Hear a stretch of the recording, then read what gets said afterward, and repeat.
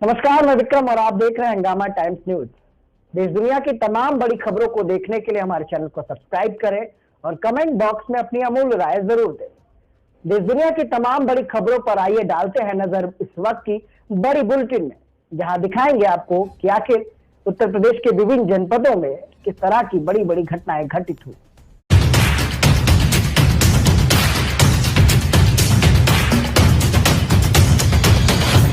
लखीमपुर खीरी से सटे पड़ोसी देश नेपाल में मनाए जाने वाले नववर्ष के अवसर पर एक बार फिर भारतीय पर्यटकों के लिए मनोरंजन के मद्देनज़र फन सिटी को खोल दिया गया है। वहीं फन सिटी के खोलते ही काफ़ी संख्या में भारतीय पर्यटक फन सिटी पहुंचे, जहां पर उन्होंने सिटी में मौजूद विभिन्न प्रकार के मनोरंजन का लुत्फ भी उठाया।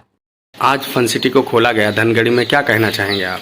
जी, मेरा नाम आसिफ हुसैन है। मैं यहाँ पलिया निवासी हूँ और वहीं का स्थायी निवासी हूँ। यहाँ पे हम लोग कोविड से पहले जब फन सिटी खुला हुआ था तब यहाँ पे हर मस्ती करने आते थे फुल फैमिली के साथ, और इधर हिंदू नववर्ष के चलते फिर से जो है फन सिटी खोल दिया गया है, जो हमारे लिए बहुत ही खुशी की बात है। और बहुत ही कम प्राइस में यहाँ पे जो सुविधाएं हम लोग को प्रोवाइड कराई जाती हैं, इससे मैं सबसे अनुरोध करता हूँ कि मतलब और भी लोग जो है लुत्फ उठाएं आके यहाँ का और एंजॉय करें। राजधानी लखनऊ में आग का कहर लगातार जारी। काकोरी थाना क्षेत्र के जहटा चौराहे पर लगी भीषण आग। खाली प्लॉट में रखे विद्युत विभाग के तारों में लगी आग, आसपास अफरा तफरी का माहौल। आग लगने के कारण अभी स्पष्ट नहीं हो पाया। स्थानीय लोगों ने पुलिस और फायर ब्रिगेड को सूचना दी। फायर ब्रिगेड आग बुझाने में जुटी।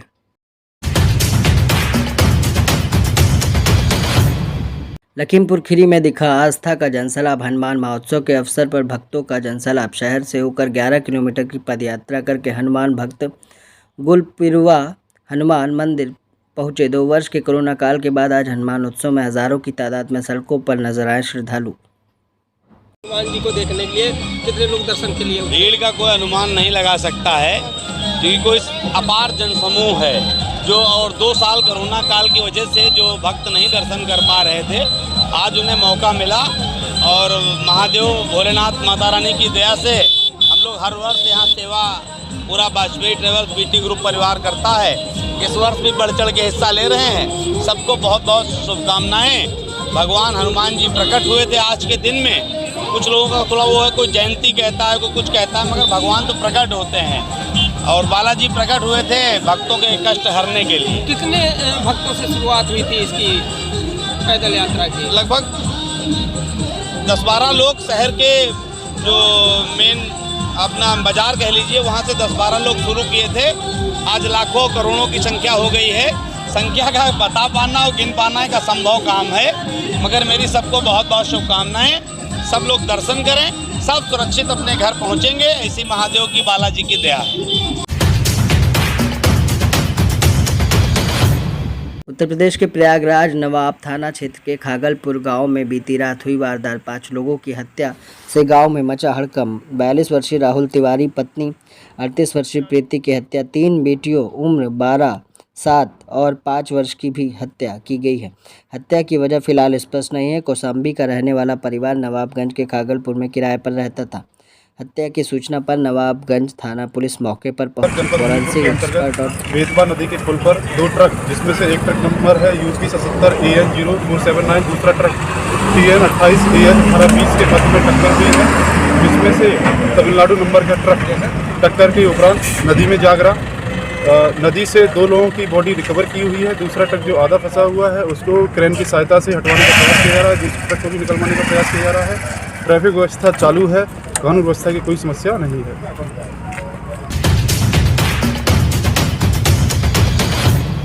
राजधानी लखनऊ के मोहनलालगंज तहसील में संपूर्ण समाधान दिवस के अवसर में तहसील में आयोजित संपूर्ण समाधान में नहीं पहुंचे लखनऊ पुलिस कमिश्नरेट के दक्षिणी जोन के अफसर।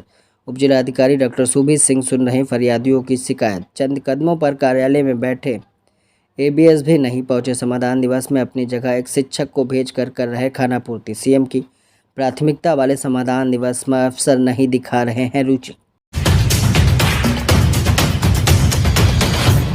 29 अप्रैल को भाजपा की सदस्यता लेंगे शिवपाल यादव। अपने बेटे आदित्य यादव के अपने हज़ारों समर्थकों को लेके होंगे भाजपा में शामिल। भाजपा की सदस्यता अमित शाह, जेपी नड्डा और धर्मेंद्र प्रधान की मौजूदगी में होगी।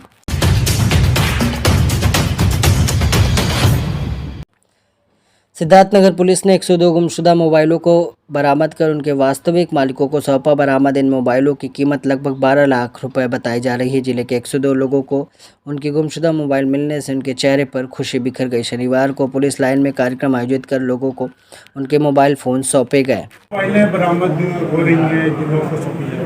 देखिए, जनपद सिद्धार्थनगर में सर्विलांस की टीम ने मोबाइल बरामद किए हैं। लगभग 102 मोबाइल हैं जिनकी कीमत मार्केट में 10 से 12 लाख रुपया है। और ये विभिन्न लोग हैं जो अपने जनपद सिद्धार्थनगर के हैं और गैर जनपद के भी रहने वाले हैं, जिनके मोबाइल गुम हो गए थे, खो गए थे या कहीं ट्रैवल करते टाइम गिर गए थे। इस तरीके के मोबाइल को पुलिस ने सर्विलांस पर लेके उनका IMEI नंबर रन करा के बरामद किए हैं। और सर्विलांस की टीम ने इसमें काफ़ी मेहनत की है, इसलिए उन्हें 10,000 रुपये के पुरस्कार से पुरस्कृत भी किया जा रहा है। क्या इसमें चोरी के मोबाइल हैं? इसमें चोरी के नहीं हैं, जो शिकायतें गुम होने की थी, खो जाने की या गिर जाने की थी, इस तरीके के जो मोबाइल थे वो बरामद पुलिस ने किए।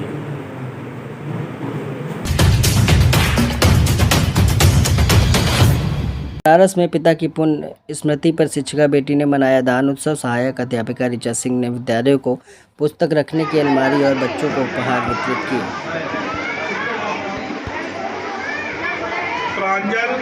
मैं यहाँ पर सहायक अध्यापिका हूँ, संपूर्ण विद्यालय आशापुर देवी। ये कक्षा 1 से कक्षा 8 तक की यहाँ कक्षाएँ चलती हैं और पूर्ण रूप से बेसिक शिक्षा परिषद के अधीन है। और वर्तमान समय में सबके सहयोग से, जनता के सहयोग से भी हम विद्यालयों में नामांकन बढ़ाने के लिए अभियान चला रहे हैं। हमारे माननीय मुख्यमंत्री जी श्री योगी आदित्यनाथ जी के नेतृत्व में 4 अप्रैल को स्कूल चलो अभियान की शुरुआत हुई प्रदेश स्तर पर। और हम सब ने ये कहा कि हम मैक्सिमम नामांकन अपने विद्यालयों में करवाएंगे। इसी के सापेक्ष जनपद वाराणसी प्रथम स्थान, मतलब हर क्षेत्र में बेसिक शिक्षा परिषद के प्रथम स्थान पर विराजमान है। और इसका सारा श्रेय हमारे जिला बेसिक शिक्षा अधिकारी श्री राकेश सिंह जी को जाता है। चंदौली में उपराष्ट्रपति वेंकैया नायडू सब परिवार पहुंचे चंदौली। उपराष्ट्रपति के साथ राज्यपाल Anandiben Patel, deputy CM Brajesh Pathak, cabinet मंत्री रविंद्र जायसवाल, दयाशंकर दयालु भी पहुंचे। उपराष्ट्रपति ने चंदौली पहुंचकर पंडित दीनदयाल उपाध्याय स्मृति स्थान का भ्रमण किया। उपराष्ट्रपति समेत सभी बीजेपी नेताओं ने पड़ाव स्थित पंडित उपाध्याय स्मृति स्थल पर पुष्पांजलि अर्पित की।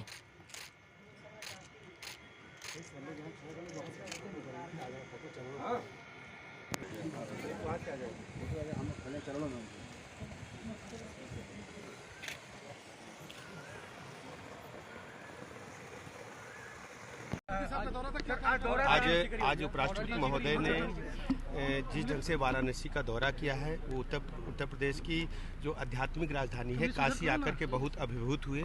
और उन्होंने बाबा विश्वनाथ और काल भैरव जी के साथ साथ यहाँ पर पंडित दीनदयाल उपाध्याय जी के स्मृति स्थल का भी भ्रमण किया है और बहुत ही आनंद में थे।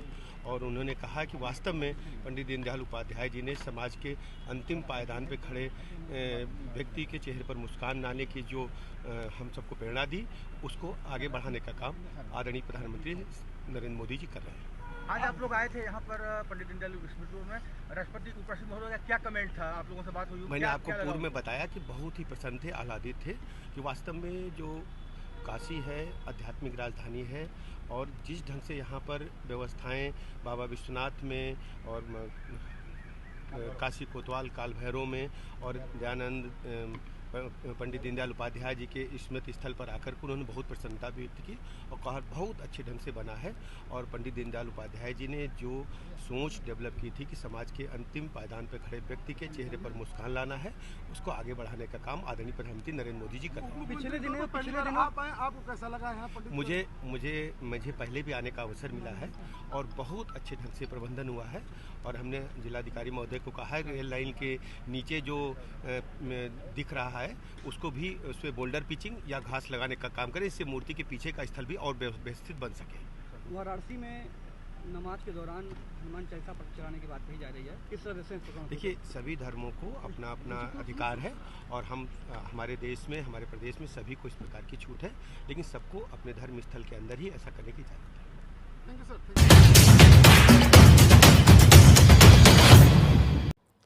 उत्तर प्रदेश सरकार में जल शक्ति मंत्री स्वतंत्र देव सिंह हमीरपुर के दौरे पर है। हमीरपुर पहुंचे स्वतंत्र देव सिंह का कार्यकर्ताओं ने फूल माला पहनाकर किया स्वागत। जिला मुख्यालय स्थित सर्किट हाउस पहुंचे जल शक्ति मंत्री शहर कोतवाली क्षेत्र अंतर्गत आने वाले पत्योरा डंडा गांव में पेयजल योजना का करेंगे स्थलीय निरीक्षण। मिशन है कि 2024 तक प्रत्येक घरों को में नल पहुंचाना चाहिए और नल में जल होना चाहिए। पहले बुंदेलखंड की स्थिति थी कि पानी के अभाव में लोग दम तोड़ देते थे, जीवन सुरक्षित नहीं रहता, ट्रेन से पानी मंगवाना पड़ता था और वह भी ट्रेन सपा शासन में आने नहीं देते थे, पानी नहीं आने देते। आदरणीय मोदी जी के नेतृत्व में उन्होंने तय किया कि देश के अंदर प्रत्येक घरों तक नल पहुंचाना है और नल में जल पहुंचाना है। उसी के निमित्त 2024 तक ये काम पूरा करना है बुंदेलखंड में और 2022 का लक्ष्य है सामने कि कुछ घरों में, कुछ गांवों में ऐसे पानी पहुंचाया जाए। उसी के तहत आज देखने आया था। काम स्पीड में चल रहा है। देखने के बाद ये अनुभव हो रहा है कि सितंबर तक हम लोग प्रत्येक गांव, हमीरपुर के प्रत्येक गांव में पानी सप्लाई देते हैं। मंत्री जी, प्रदेश में अजान और हनुमान चालीसा को लेकर चल रहा है, क्या माहौल है इसमें? क्या कुछ नहीं चल रहा है।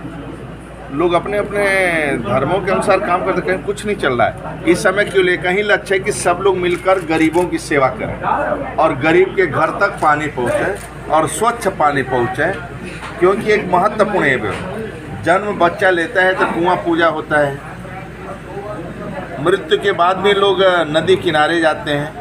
इसलिए जन जागरण करते हुए समाज का जन आंदोलन बनना चाहिए कि पोखर है, तालाब है, कुएं हैं, ये सभी की सफाई भी होना चाहिए और गांव को एकजुट होकर इसकी ध्यान भी देना चाहिए, न कोई कब्जा करे। और इसलिए उत्तर प्रदेश के अंदर हम लोग कोशिश करेंगे कि बुंदेलखंड में सितंबर तक सभी घरों को पानी दें।